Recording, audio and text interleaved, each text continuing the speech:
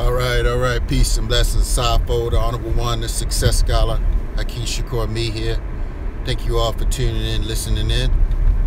Yeah, I'm going to drop this knowledge and hope that some people will wake the hell up to a more reasonable understanding and analysis that the Success Scholar is bringing. You know, what's happening right now is there has been a very non-tactful, short-sighted, shallow, speculative, conspiracy, kind of grasping at straws, needle in a haystack type of analysis that several individuals have attempted to do to actually destabilize or to dethrone or discredit Colin Kaepernick from different political views, different political spectrums, shall I say. But you know what I sincerely did not necessarily understand, for instance, and this is where sometimes people's egos, the false belief that people feel about themselves, that they have all the knowledge, although other people are quite literate, other people have read a significant amount of books, and other people have continued to speak out or address particular issues. You know, I know some people want to believe that you know, by saying various levels of extreme statements and getting attention from it makes them more successful or more popular, because they have made some more extreme statements at times and get attention of the more angry and those that have mental health issues and the pathological and the psychotic and those that, you know, that need to really be in rehab or on medications. But sometimes people gravitate towards the more unreasonable, the more irrational, the illogical, you know, the yelling and screaming, the stomping up and down, and you know, people, you know, with a level of immaturity of a 2-year-old tend to gravitate towards these type of individuals. But you know, I would like to you know, posit and you know, really push forth a narrative that, you know, now is the time for more strategic, organized thinking, rationale, as well as listening individuals that, you know, have the pulse of individuals that are able to seize the time and not confuse the masses of the people who are looking for individuals that they perceive as having some knowledge to give some reasonable analysis of what is happening. Now, for those that may not necessarily know what I'm saying, individuals are criticizing Colin Kaepernick, I guess just for the sake that, you know, on one aspect he's you know, a member of the Greek lettered fraternity, right?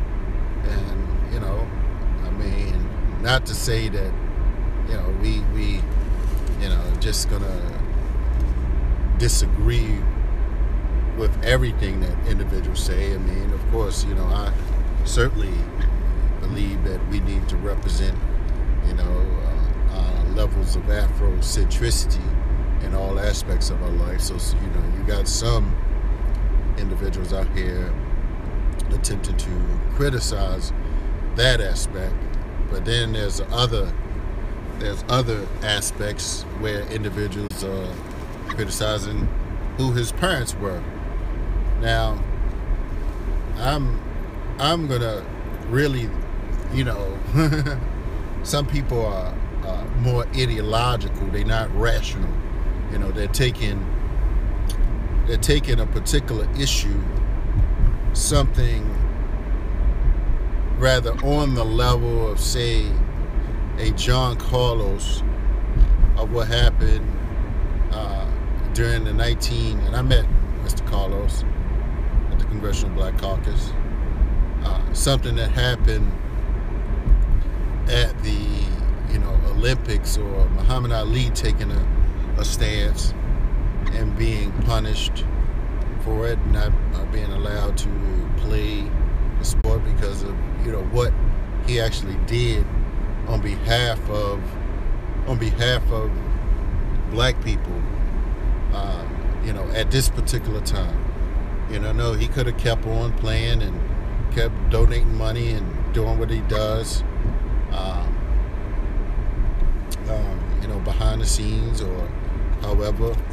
But he took a particular stand, at a particular time to raise the issue in a I'm not sure, $13 billion, I believe, NFL. Someone correct me if I'm wrong. I thought I saw something around there. It may be a lot more. I don't know. Look up the football industry and how much they make. But many people actually do get paid a significant amount of money from football. So, and they contribute substantially to many different causes, and and in fact, many young people look up to that. So and many young black children. So what's real is that he committed some levels of class suicide, by understanding that, police brutality within the community.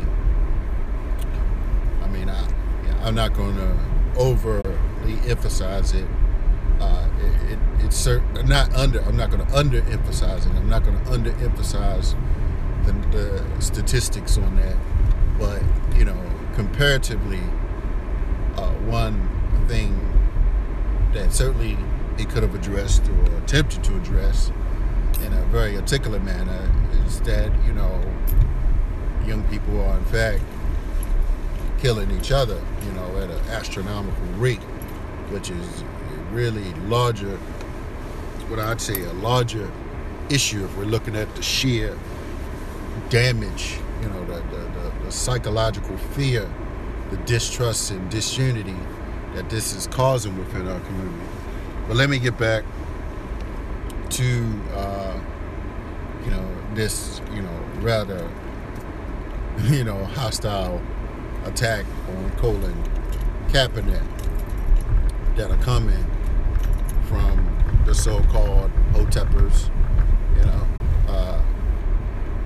And again, not to try to pretend like I'm not necessarily a Hotepper. People probably refer to me as a Hotepper, but I'm wise enough to realize that I need to network with other individuals that may not necessarily follow a particular historic orientation or specific cultural dynamic. So my question is, why are these people doing this? Is it to create some controversy and to get attention for themselves? Because there are many different ways you can get attention, and unfortunately, people are not falling for this. People are not falling for the extremist, brown bag, white bag, or whatever, that individuals are trying to do. And if anything, it should be, persons with my darker hue, my higher level of melanin, and my beautiful black skin, out of anybody that if one wanted to be an extremist and not believe that anyone that may have a mixed race child can't do anything good at any time, like that's the kind of, it's not military tactful. It's certainly not military tactful. People don't fight wars and battles and build movements like that. I mean, the Black Panthers, on some level, with due respect, if they would have annexed Huey P. Newton for some of the things that he did, or his light skin at a particular time, the Panthers would never have gotten to a level that they got to. And Huey P. Newton, you look at him, you probably think he's way lighter, than other people. And that's what I'm just like. And this just goes back, even for instance, to the Umar Seti thing, where, Seti was called a mulatto or something. I don't know. Albino. So you got individuals putting these things out, and our people are ideologically impressionable, right? Because they yell, and they spit, and they scream real loud, and the ignorant people are responding. Just like Seti. That's how he kind of got some attention. He yelled and yelled and yelled, and people feel like that's like that energy, that spirit. And these people generally may, in fact, desire to fight. But what happens is it's confusion. It's almost reverse counterintelligence program. Because again, when you have, there has always been athletes and entertainers that have taken Paul Robeson. However we may feel, what's real is that he met with the Russians and was prepared to meet with Che Guevara, right? However anybody feels that yes, he was against Garveyism, and what's happening is some of these people, they are just followers, some of these people that were necessarily against Garvey, I'm just speculating that they probably didn't even understand the deftness of Garvey, or they didn't understand what Garvey totally stood for. It's not like they had mass media to communicate and to listen and to have communication. So many of these people probably were just going off of what their so-called leader said.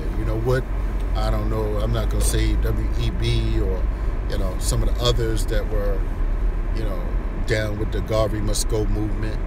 But I'm speculating here that many of them certainly perhaps didn't know enough, but they just went along just because that's what their,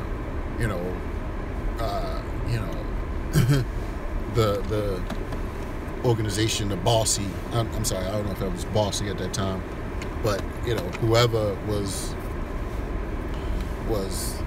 feeding these people and teaching these people these things at this time about Garvey and what he stood for, what he was doing.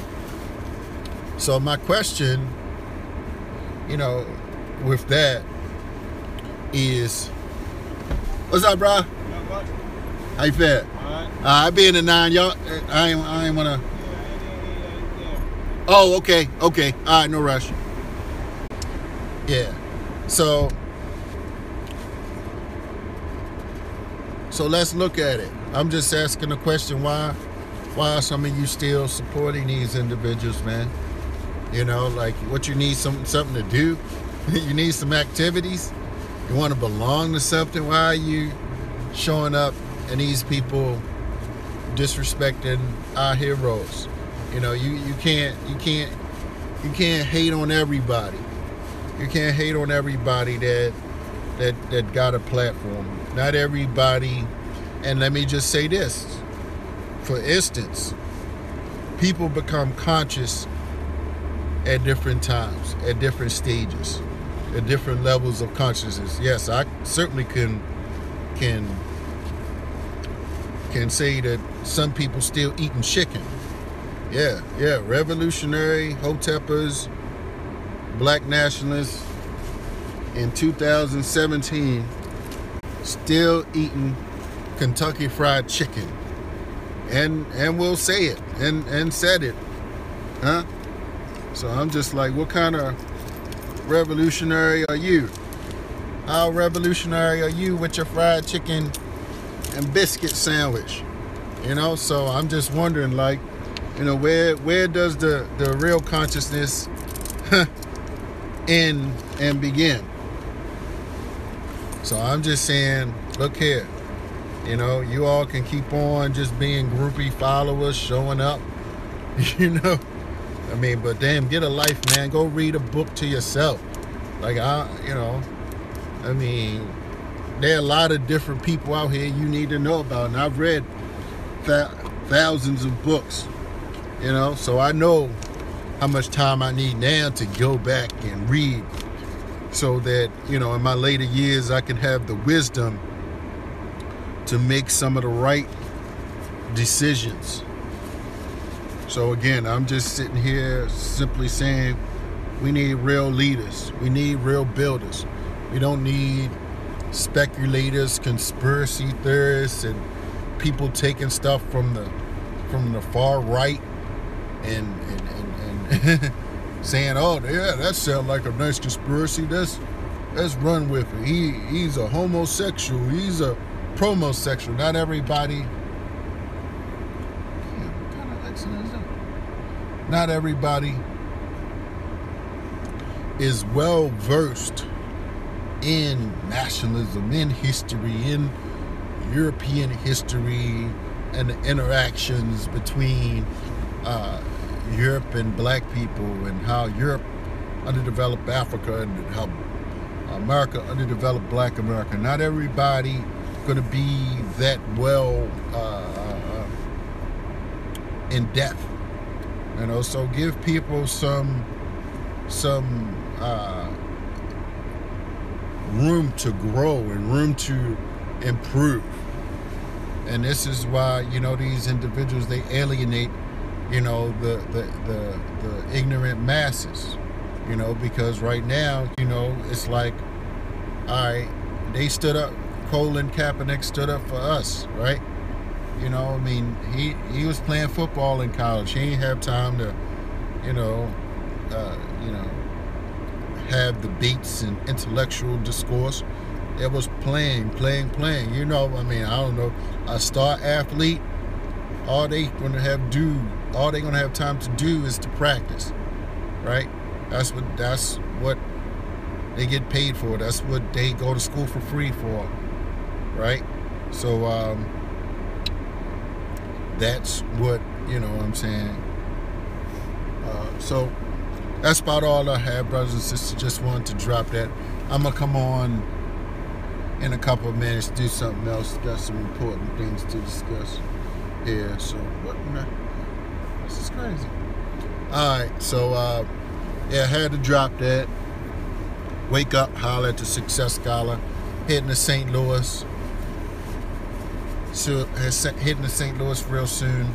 I'll be speaking there. 7 steps to overcoming economic and psychological enslavement at Muhammad Maz number 28. Yeah, I'll be dropping the knowledge, brothers and sisters. For real talk. Stepping up, making progress, on the move.